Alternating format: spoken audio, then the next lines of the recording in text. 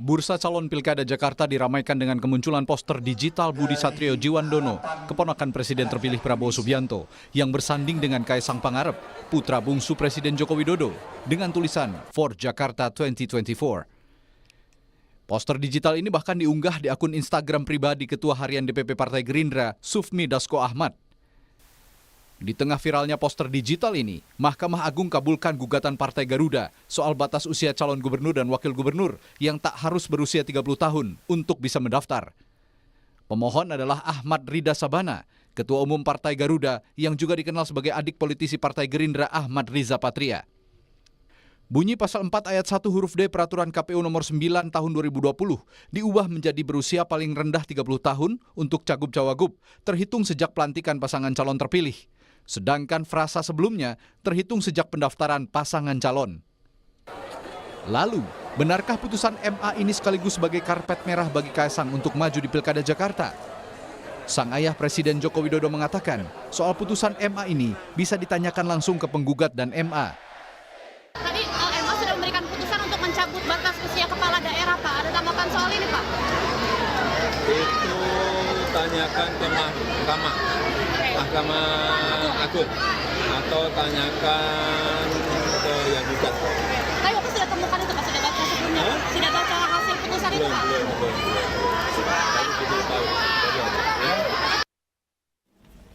Sang kakak Gibran Rakabuming Raka yang sebelumnya punya kontroversi yang mirip saat mengikuti Pilpres 2024 meminta soal maju tidaknya adiknya di Pilkada Jakarta ditanyakan langsung ke Kaisang.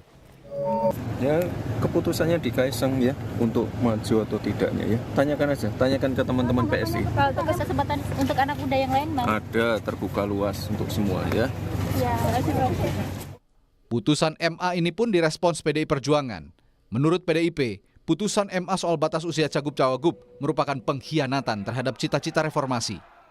Kami dari PDI Perjuangan melihat ini adalah bagian dari suatu rentetan yang telah dimulai sejak putusan MK nomor 90 2023 yang mencerminkan bahwa negeri ini seakan dipaksa untuk menerima pemimpin yang belum cukup usia dan juga minim prestasi dan pengalaman maupun rekam jejak. Dan ini adalah sesuatu hal yang kami anggap sebagai pengkhianatan di level tertinggi terhadap cita-cita reformasi. Sedangkan pakar hukum tata negara berpendapat, sudah ada pola yang terbentuk sehingga menimbulkan prasangka publik yang negatif terhadap pengusungan putra Presiden Jokowi di kontes politik tanah air. Sangat wajar kalau banyak orang yang sudah membaca pola. Jadi bukan soal praduga, tapi pola. Bahkan sudah ada joke, saya barusan lihat di WhatsApp, MK itu memilih kakak, kalau MA memilih adik gitu. Karena ini pola. Jadi waktu itu kita ingat pada saat putusan 90 belum keluar, namanya Gibran waktu itu ya, sudah mulai diusung, tapi ada yang mengganjal. Kemudian disediakan, dibuka putusan 90. Pola ya, saya berbicara pola, bukan sekedar prasangka. Nah, Kondisi ini seperti dejavu saat Gibran Rakabuming Raka hendak diusung menjadi cawapres di Pilpres lalu. Lalu benarkah putusan MA kali ini juga menjadi karpet merah untuk Kaisang maju di Pilkada Jakarta? Tim Liputan, Kompas TV, Jakarta. Jadi benarkah MA mengubah aturan sebagai jalan ninja bagi seorang Kaisang Pangarep, putra bungsu Presiden Joko Widodo untuk melaju di Pilkada Jakarta? Kita bahas sore hari ini di Rumah Pemilu bersama dengan dosen hukum pemilu Universitas Indonesia yang juga merupakan Dewan Pembina Perludem. Ada Mbak Titi Anggreni. Halo, selamat sore Mbak Titi, apa kabar? Selamat sore Mbak Maidop, kabar baik, alhamdulillah, sehat-sehat semuanya. Oke, Mbak Titi, publik sepertinya dibuat dejavu ya ketika pada saat kita flashback lagi ke belakang pada saat Gibran Rakabuming Raka hendak maju menjadi calon wakil presiden. MA yang baru ini saja mengubah batasan usia peserta pilkada di saat yang bersamaan juga ada foto Budi Satrio Djiwandono dan juga Kaisang Pangarep beredar di media sosial dan mengaku bakal maju di Pilgub Jakarta. Ini suatu kebetulankah Anda membacanya, Mbak Titi? konon katanya tidak ada yang kebetulan di politik ya Mbak Maidop. Yang ada itu adalah bagaimana kemudian pengkondisian atau bisa saja disebut sebagai tes ombak begitu. Dan kalau kita lihat tadi seperti disampaikan oleh Mbak Bivitri, memang ada kecenderungan replikasi yang sangat kuat ya, di mana ketika proses pencalonan sudah berjalan, lalu pengadilan menjadi ruang untuk memuluskan dengan mengubah aturan. Nah, bedanya kalau putusan Mahkamah Konstitusi itu kan dikeluarkan ketika pendaftaran calon sudah dibuka, pengumumannya, tetapi belum dilakukan penerimaan pendaftaran calon.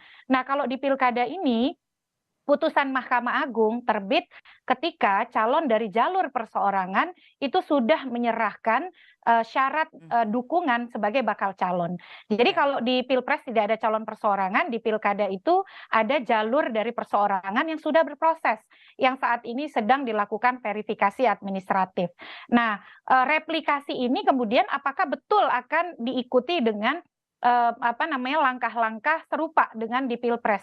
Itu bergantung penuh pada apakah ada partai yang mencalonkan, dan yang kedua, apakah kemudian memang KPU akan menerbitkan aturan yang langsung memberlakukan putusan Mahkamah Agung nomor 23 tahun 2024 ini. Jadi Mbak Maidop, kita bisa lihat dari 3 aspek. Yang pertama, dari aspek prosesnya atau prosedurnya. Pengujian peraturan KPU di Mahkamah Agung memang berwenang menguji peraturan di bawah undang-undang terhadap undang-undang. Itu prosesnya kan tidak terbuka seperti pengujian di Mahkamah Konstitusi. Sehingga kita sebagai publik hanya bisa menerima dampaknya, terkaget-kaget begitu ya. Padahal kita sebagai publik juga punya kepentingan terhadap norma yang diujikan. Yang kedua, dari sisi substansinya. Kalau kita baca putusan Mahkamah Agung itu mengujinya bukan terhadap undang-undang, tapi dia menyitir langsung undang-undang dasar. Nah, padahal pengujian peraturan KPU seharusnya dilakukan terhadap undang-undang pilkada. Tetapi Mahkamah Agung justru malah menafsirkan konstitusi, pasal 6 ayat 2 begitu. Yang kedua, Mahkamah Agung nampaknya tidak memahami soal tata kelola tahapan pemilu. Tahapan pemilu itu ada salah satunya, pilkada adalah pemilu ya. Salah satunya adalah pencalonan. Nah, pencalonan itu prosesnya panjang, dari mulai pendaftaran bakal pasangan calon, lalu menjadi pasangan calon, kampanye, pemungutan suara, rekapitulasi, ada perselisihan hasil di MK, baru kemudian pelantikan calon terpilih. Nah, Mahkamah Konstitusi itu melihat substansinya terpotong atau parsial, melompat, yaitu bukan syarat calon tapi syarat calon terpilih. Nah, ini kan berbeda begitu. Jadi ada masalah di dalam substansi. Yang ketiga, dari sisi relevansi implementasi. Tadi seperti diuraikan di awal, putusan Mahkamah Agung nomor 23 tahun 2024 ini kehilangan relevansinya untuk dilaksanakan atau diimplementasikan di Pilkada 2024 karena tadi calon perseorangan itu sudah berproses dengan merujuk kepada persyaratan yang ada di dalam PKPU nomor 9 tahun 2020 dan sudah menyerahkan syarat dukungan pada tanggal 5 Mei, dimulai tanggal 5 Mei. Mereka-mereka yang berproses melalui jalur perseorangan ini merujuk kepada persyaratan calon sebagaimana yang ada di dalam PKPU, yaitu berusia 30 tahun atau 25 tahun pada saat pendaftaran pada saat penetapan pasangan calon oleh KPU. Artinya mereka menghitungnya pada 22 September.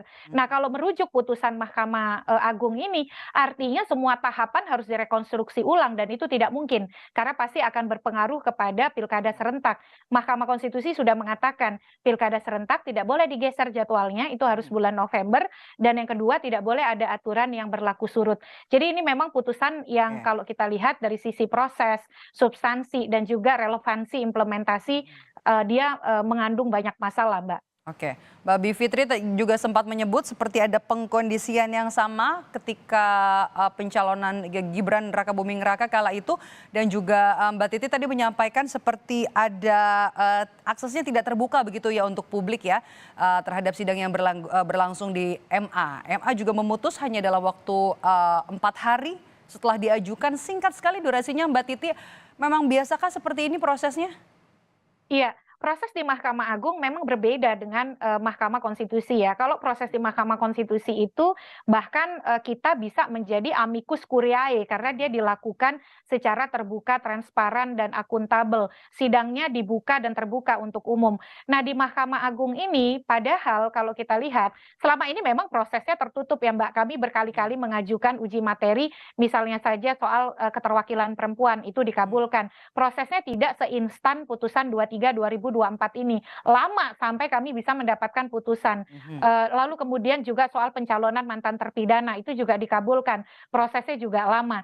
Nah, padahal Mahkamah Agung sebagai bagian dari kekuasaan kehakiman, itu Undang-Undang Kekuasaan Kehakiman menyatakan hakim-hakim itu juga harus menggali rasa dan keadilan di masyarakat, begitu ya, kondisi keadilan di masyarakat. Tapi kalau prosesnya hanya 3 hari ini, rasa keadilan masyarakat apa yang bisa didengar oleh Mahkamah Agung ya? Karena ini kan problem pencalonan itu bukan hanya antara orang yang mau maju menjadi calon. Ini bukan soal perselisihan, ini uji soal norma, apakah bertentangan dengan undang-undang atau tidak. Tapi ternyata prosesnya bukan hanya instan, tapi kalau kita baca pertimbangan hukum Mahkamah Agung, itu pertimbangannya rasio desidendinya, argumentasi hukumnya itu sangat lemah, sangat minim. Dia bukan kemudian menguji peraturan KPU terhadap undang-undang nomor 10 tahun 2016 tentang pemilihan gubernur, bupati, wali kota, tapi kemudian malah merasionalisasinya terlalu jauh. Misalnya soal menghubungkannya dengan pasal 6 ayat 2 Undang-Undang Dasar yang itu merupakan pengaturan soal Pilpres, lalu menyatakan seolah-olah original intent soal usia itu adalah usia muda. Nah, padahal tidak ke sana arahnya. Yang harusnya dia teguhkan, apakah pengaturan KPU itu bertentangan dengan undang-undang pilkada kita atau tidak. Dan Mahkamah Agung terlalu melompat jauh. Misalnya ketika dia mengatakan ada ketidakpastian hukum atau ketidakadilan dengan membandingkan antara pengaturan di dalam PKPU 9/2020 dengan peraturan KPU nomor 13 tahun 2010. 2010 loh Mbak. Waktu itu undang-undangnya berbeda, jadi tidak kompatibel perbandingannya. Dan kalau memang ada ketidakpastian hukum dan ketidakadilan, itu arena materi muatan itu bukan diuji di MA ya, tetapi harusnya di Mahkamah Konstitusi. Jadi menurut saya KPU seharusnya kita hormati putusan Mahkamah Agung, walaupun terlepas dari berbagai substansi yang bermasalah, tapi memang putusan ini tidak bisa dilaksanakan di 2024. Karena kenapa? Karena tahapannya sudah tidak relevan untuk mengakomodir putusan Mahkamah Agung ini, sebab verifikasi administrasi terhadap calon perseorangan sudah berlangsung. Kalaupun kita mau melaksanakan ya, kalau tidak ada uji materi ke Mahkamah Konstitusi dan revisi Undang-Undang Pilkada, itu untuk pilkada yang akan datang. Jadi dia prospektif ke depan, tidak bisa diimplementasikan di 2024. Jadi daya ikatnya terhadap tahapan itu tidak bisa diimplementasikan, Mbak Maido. Oke, dari putusan ini apakah masih ada upaya hukum lain, Mbak Titi? Iya, putusan ini kan pada dasarnya menguji peraturan KPU terhadap undang-undang. Nah, sayangnya walaupun dia tidak menelisik dari undang-undangnya ya, kalau kita lihat pertimbangan hukumnya. Tapi ada upaya hukum yang bisa dilakukan satu, ya melalui legislative review. Jadi pembentuk undang-undang itu mengubah undang-undang pilkada dan menegaskan kapan syarat calon itu diberlakukan. Tapi kembali saja ya rasionalitas sederhana ya Mbak Maido. Namanya kan syarat calon ya. Calon itu ya sebelum berkompetisi, bukan saat ketika dia menang gitu ya. Sama seperti kalau kita doa sebelum makan ya, sebelum makan bukan ketika makan kan gitu. Betul. Nah, yang kedua itu adalah upaya hukumnya bisa dengan menguji ke Mahkamah Konstitusi, meminta tafsir konstitusionalitas apa yang dimaksud dengan calon sehingga syarat usia itu diterapkan kapan untuk proses pencalonan. Tetapi logika sederhana lagi, persyaratan calon itu baik di pemilu presiden ataupun di pemilu DPR, DPD, dan DPRD, semuanya diberlakukan saat dia ditetapkan sebagai calon tetap, bukan sebagai calon terpilih. Di Pilpres pun kan juga begitu, masa Partai Garuda lupa ya, dan menganggap ada ketidakpastian hukum, sementara praktiknya sejak pilkada, dengan undang-undang pilkada yang sama, sejak pilkada serentak 2015, itu KPU konsisten, itu ketika usia diterapkan ketika ditetapkan sebagai pasangan calon oleh KPU. Oke, Mbak Titi, jadi Anda melihat ini perubahan atau putusan MA ini keluar untuk bisa memberikan karpet merah bagi seorang putra bungsu Presiden Jokowi, Kaisang Pangarep, untuk maju di pilkada? Ya, kalau dilihat yang kita kan tidak kenal calon satu persatu ya Mbak Maidov ya. Yang kita tahu dan ini bukan suatu kebetulan pasti karena tidak ada kebetulan di politik yang flyernya unggah oleh seorang tokoh politik penting dan yang kemudian masuk bursa yang kita tahu sebagai publik ya memang beliau begitu. Kecuali kita bisa sebutkan nama-nama lain begitu. Tapi masalahnya itu menjadi tidak relevan diskusinya karena dia tidak bisa diimplementasikan sebab tahapan pencalonan sudah berjalan. Jadi kalaupun ada putusan Mahkamah Agung, Kaisang pun tidak bisa mengeksekusi putusan Mahkamah Agung itu karena proses pencalonan sudah dilakukan berbeda dengan Pilpres. Di Pilpres tidak ada calon perseorangan, di Pilkada ada calon perseorangan. Ini calon perseorangan sudah babak belur mengumpulkan dukungan dan mereka yang mendaftar itu adalah yang menggunakan syarat berusia 30 Belum dan ada perubahan 25. itu ya berdasarkan putusan. Betul, pada 22 September 2024. Jadi ya memang tidak bisa dipisahkan antara relasi Kaisang dengan putusan Mahkamah Agung ini, tapi mohon maaf ya, putusan Mahkamah Agungnya ini tidak punya relevansi untuk diimplementasikan di Pilkada 2024. Silakan maju di Pilkada berikutnya. Oke, baiklah, kita tunggu apakah memang nanti benar putra bungsu dari Presiden Joko Widodo yang juga merupakan ketua umum dari Partai Solidaritas Indonesia, Kaisang Pangarep, akan benar melaju ke bursa Pilkada Jakarta. Kita tunggu nanti masa berlakunya dan kemudian juga dinamikanya bakal seperti apa di bursa Pilgub Jakarta. Terima kasih sudah bergabung bersama kami Dewan Pembina Perludem, Mbak Titi Anggreni. Sehat selalu Mbak Titi. Terima kasih.